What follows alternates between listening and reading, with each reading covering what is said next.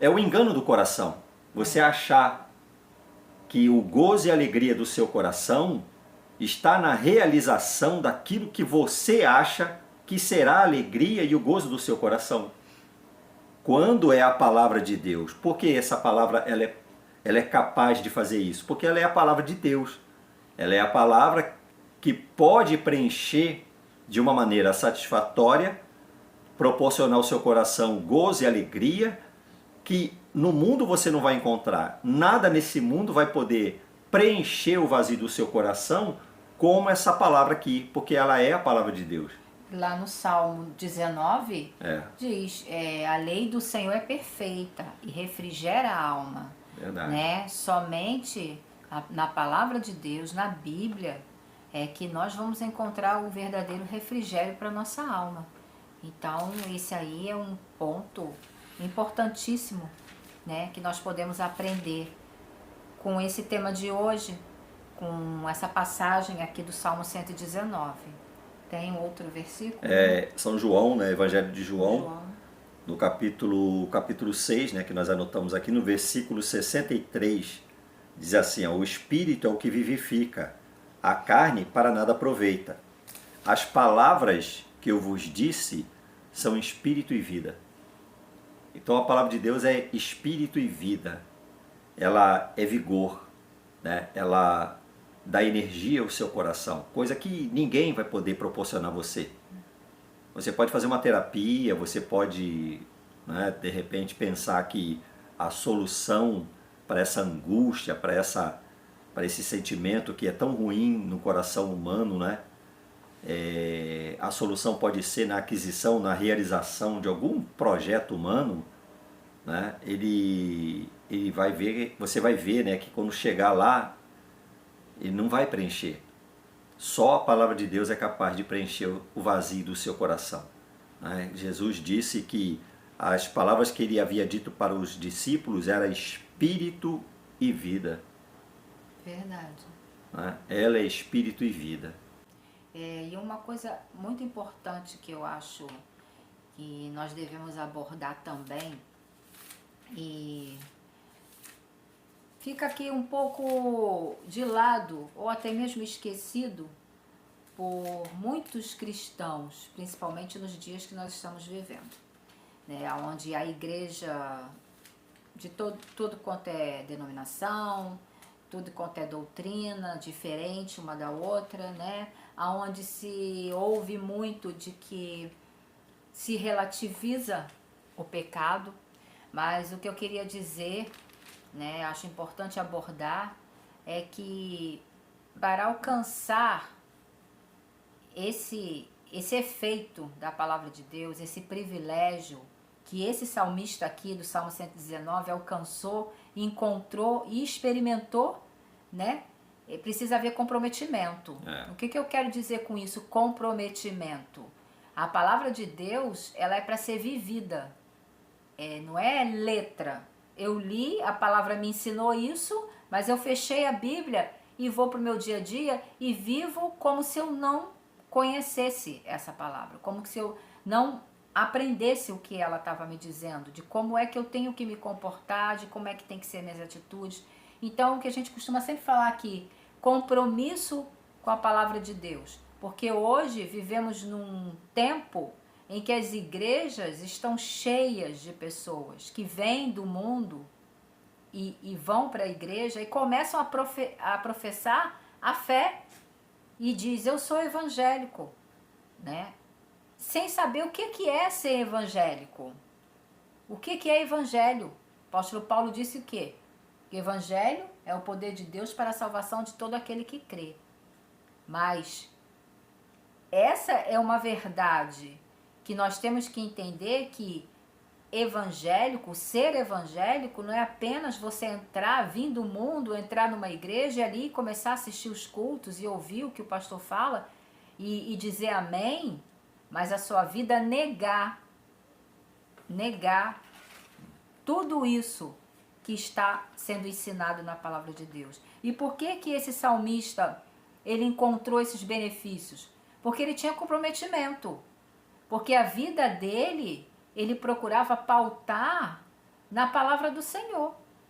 Ele procurava fazer com que as atitudes, o seu dia a dia, o seu modo de vida, ele fala muito, o Salmo 119, ele é repleto de exemplos e afirmações em que ele diz, né, que o modo de vida dele, que o dia a dia dele, que a vida dele era segundo a sua palavra, entendeu? Então, é bom deixar bem claro que para você que quer receber os benefícios da palavra de Deus, o refrigério no momento da angústia, o consolo e o conforto no momento da tristeza, né? Na hora do desespero, na hora de uma adversidade, você encontrar esse benefício que esse salmista aqui está ensinando hoje pra gente, você tem que ter comprometimento com a palavra.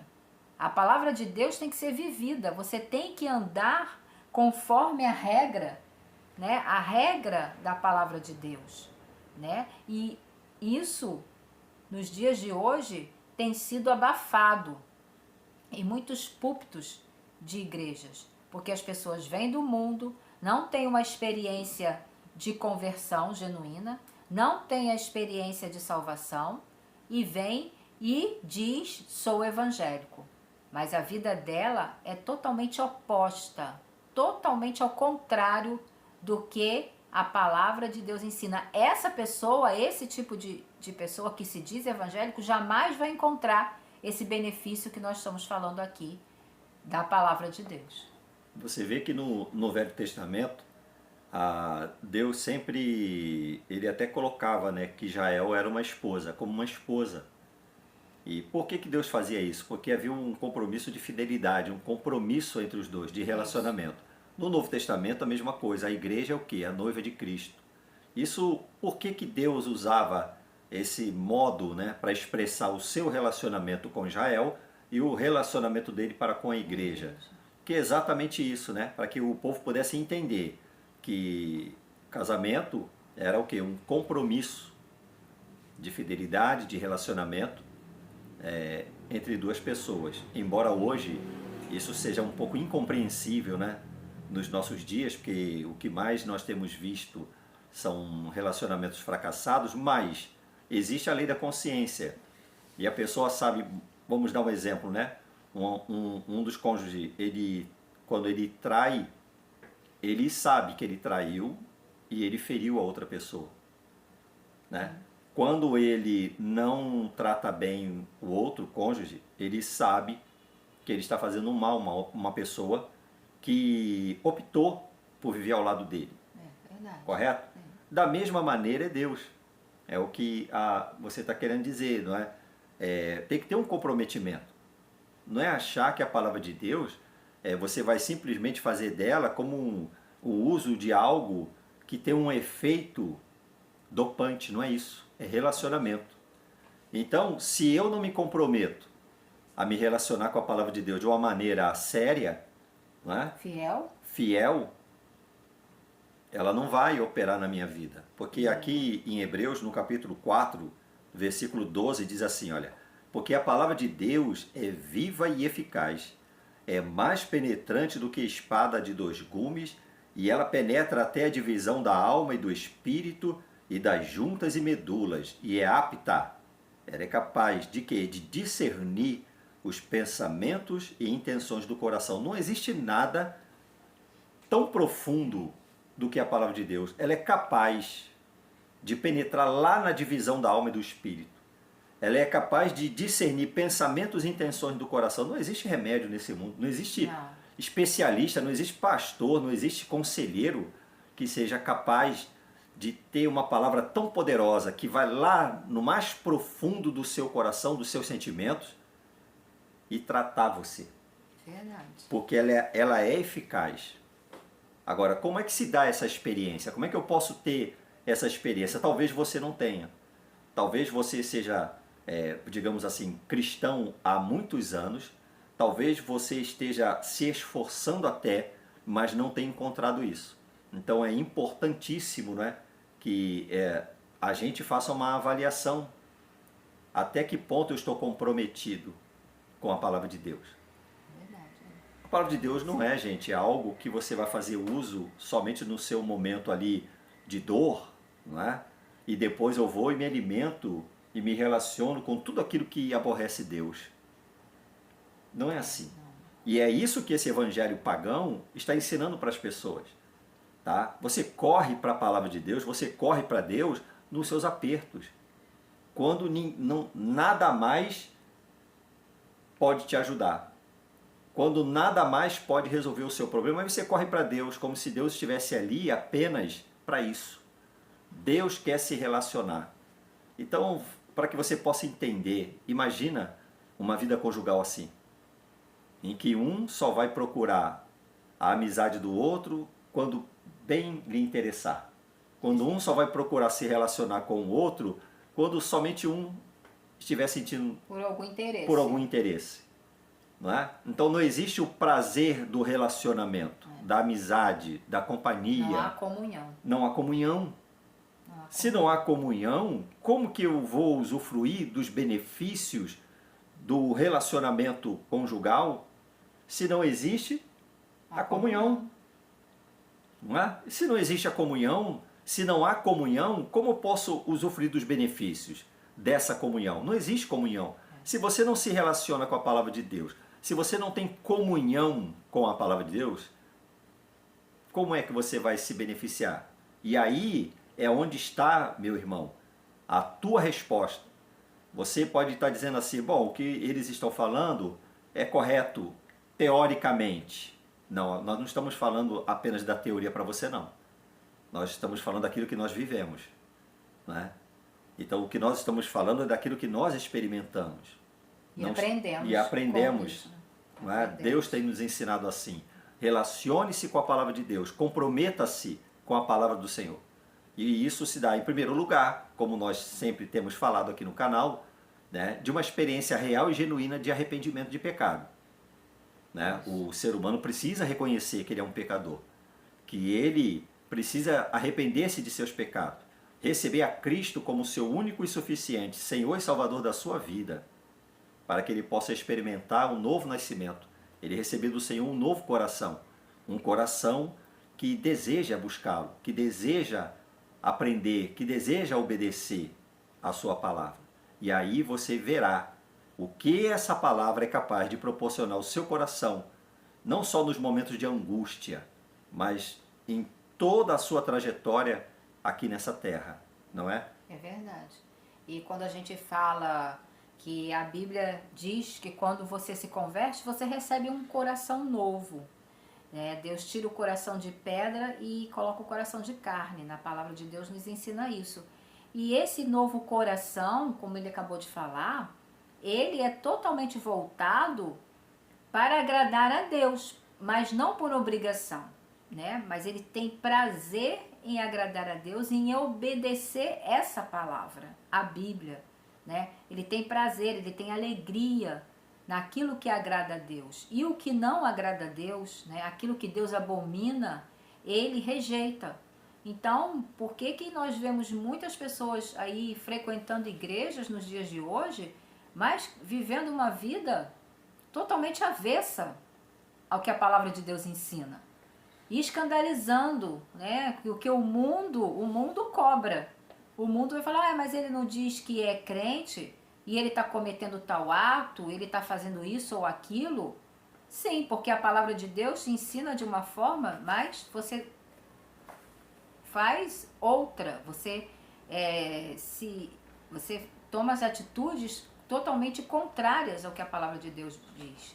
Então, por isso a necessidade, como ele falou, da conversão genuína, né? Do você realmente se arrepender dos seus pecados, entregar o coração a Cristo, e aí sim você vai receber esse novo coração. Que esse novo coração, tudo que não agrada a Deus, vai incomodar, vai entristecer. As coisas que não agradam ao Senhor, que são contrárias à Bíblia, ao que a Bíblia ensina, vão te incomodar. Como é que eu vou saber se eu sou salvo? Eu frequento igreja há 10 anos, né? Porque alguém pode perguntar isso aqui pra gente. Então, o que a gente vai poder te responder? Como é que eu vou saber que se eu sou salvo? Você vai saber se você é salvo se você, quando fazer alguma coisa que não agrada a Deus, você vai se entristecer. o seu coração vai doer. Vai doer no seu coração certa atitude, certo pensamento, certo sentimento. Então, se isso não acontecer, você precisa fazer isso que ele acabou de falar.